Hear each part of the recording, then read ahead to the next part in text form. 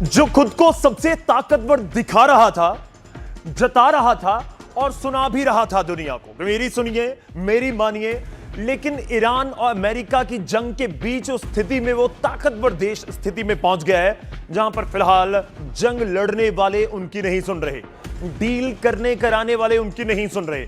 आज मैं बात करूंगा कि आखिर किसकी नहीं सुनी जा रही। इशारा आपको मिल चुका होगा। बहुत बहुत स्वागत है आपका, गौरव शुक्ला मैं हूं आपके साथ कमांड सेंटर में। थोड़ी देर में हमारे साथ मेजर गौरव आर्या भी जुड़ेंगे। शुरुआत मैं एक बड़ी खबर के साथ करने जा रहा हूं। आपको आज ईरान इजराइल के बीच इस समय की ताजा स्थिति बताएंगे, और वो ऐसी स्थिति है जो ये दिखा रही है कि जंग फिर से शुरू हो चुकी है। ईरान और इजराइल में एक बार फिर से जंग शुरू हो चुकी है। बड़ी खबर यह है, और इसी से जुड़ी हुई है। एक बार फिर से तेहरान में तेज धमाके सुनाई दिए हैं। इजराइल ने दावा किया कि उसने ईरान के कई बड़े सैन्य ठिकानों को निशाना बनाया। खबर है कि इजराइल ने ईरान के माशर में पेट्रोकेमिकल फैक्ट्री पर भी अटैक किया, और तस्वीरें लगातार अब ऐसी आ रही हैं जो पिछले लगभग 60 दिनों से नहीं थी। और ऐसी जंग एक बार फिर से गूंज सुनाई दे रही है। बेशक ईरान और इजराइल इस समय आमने सामने हो, लेकिन अमेरिका क्या करेगा? वो डील की अपनी स्क्रिप्ट तैयार कर रहा है। लेकिन इस बीच ईरान और इजराइल के बीच जबरदस्त हमले एक बार फिर से हुए। तो ईरान की पेट्रोकेमिकल फैक्ट्री पर अटैक का मामला तूल पकड़ा है, क्योंकि ईरान इसका बदला लेने पर उतारू दिख रहा है। ईरान की ISNA न्यूज एजेंसी ने एक वीडियो जारी किया और दावा किया कि ईरान ने इजराइल के हाइफा शहर में बनी एक वैसी ही पेट्रोकेमिकल इंडस्ट्री पर मिसाइल दागी है जैसी फैक्ट्री को इजराइल ने नुकसान पहुंचाया था। वीडियो की शुरुआत में एक मिसाइल दिखाई देती है जिस पर लिखा हुआ है यू विल रिग्रेट, और इसके बाद कई मिसाइलें और रॉकेट आसमान की तरफ दागे गए। यानी इजराइल और ईरान ने एक दूसरे से बदला लेना शुरू कर दिया। दोनों में कोई भी पीछे हटने को तैयार नहीं। ईरान की पेट्रोकेमिकल इंडस्ट्री पर अटैक किए बात ने जरूर तूल पकड़ा है। तो क्या उसी तरीके से वार पलटवार करते हुए दोनों देश नजर आएंगे? अभी तक क्या स्थिति थी? अभी तक स्थिति यह थी कि सीज फायर की बात ईरान और अमेरिका के बीच जारी है, और ईरान और अमेरिका के बीच कोई बहुत बड़े स्तर पर इस तरह से कम मिसाइलें नहीं दागी जा रही थी। लेकिन दूसरी तरफ इजराइल और हिजबुल्लाह के बीच लगातार हमले जारी थे। इनफैक्ट इजराइल की तरफ से लेबनान की धरती के ऊपर लगातार अपने कदम आगे बढ़ाए जा रहे थे, और लग रहा था कि वहां पर तो जंग खत्म नहीं हुई, वहां पर तो सीज फायर को कोई असर नजर नहीं आया। अमेरिका ने मध्यस्थता करने की कोशिश की, हिजबुल्लाह और इजराइल के बीच वाशिंगटन में एक मुलाकात भी करवाई, लेकिन बात नहीं बनी। और अब वो बिगड़ती बिगड़ती इजराइल और ईरान के बीच जंग के दूसरे दौर में पहुंच चुकी है।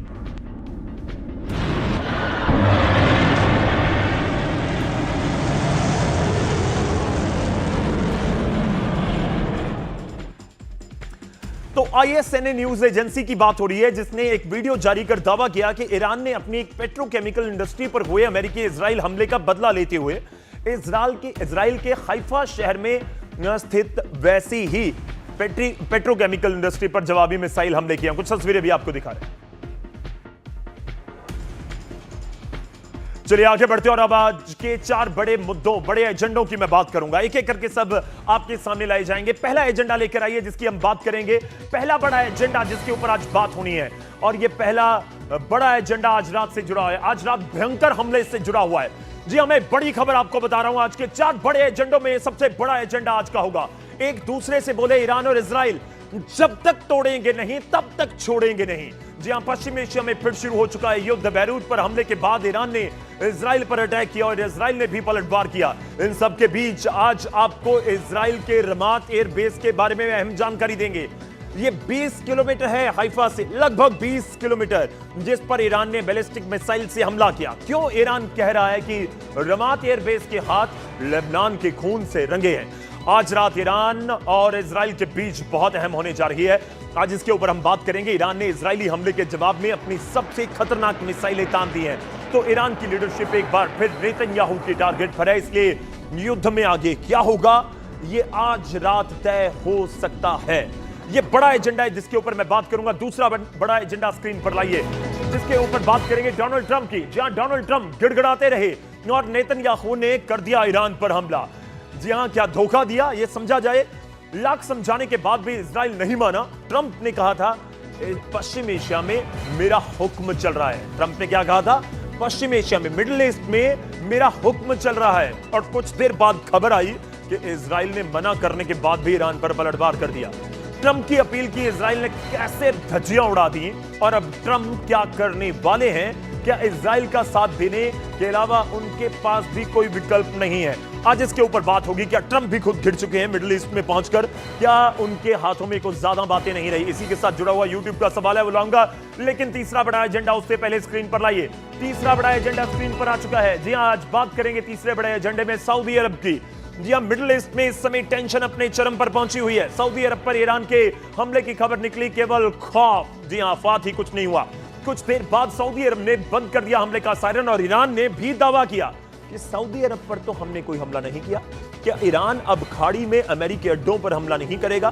क्या खाड़ी के फ्रंट को शांत रखकर इजराइल से हिसाब बराबर करेगा ईरान? क्या अमेरिका को दूर रखने की ईरान की रणनीति कामयाब होगी?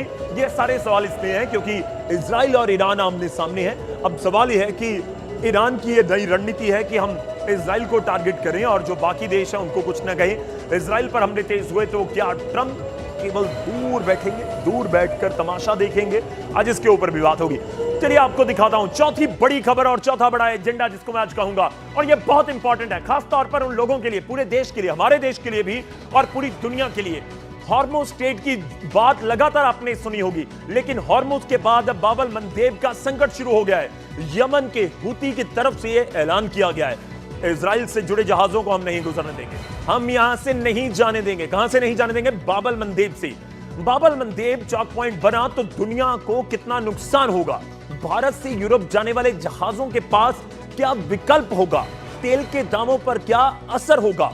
ईरान और इजराइल का नया युद्ध बहुत बड़ी वार्निंग दे रहा है। तो ये चार बड़े एजेंडे हैं, लाइए स्क्रीन के ऊपर चार के चार बड़े एजेंडे जिनके ऊपर आज हम बात करेंगे, बहुत अहम है। बाब अल मंदेब मैंने बेशक आपको चौथे नंबर पर दिखाया हुआ होगा, लेकिन चौथे नंबर पर बाब अल मंदेब के ऊपर बहुत चर्चा आज होगी और मेजर गौरव आर्य थोड़ी देर में हमारे साथ जुड़ेंगे, उनसे भी बातचीत करेंगे कि क्या बाब अल मंदेब बंद हो सकता है?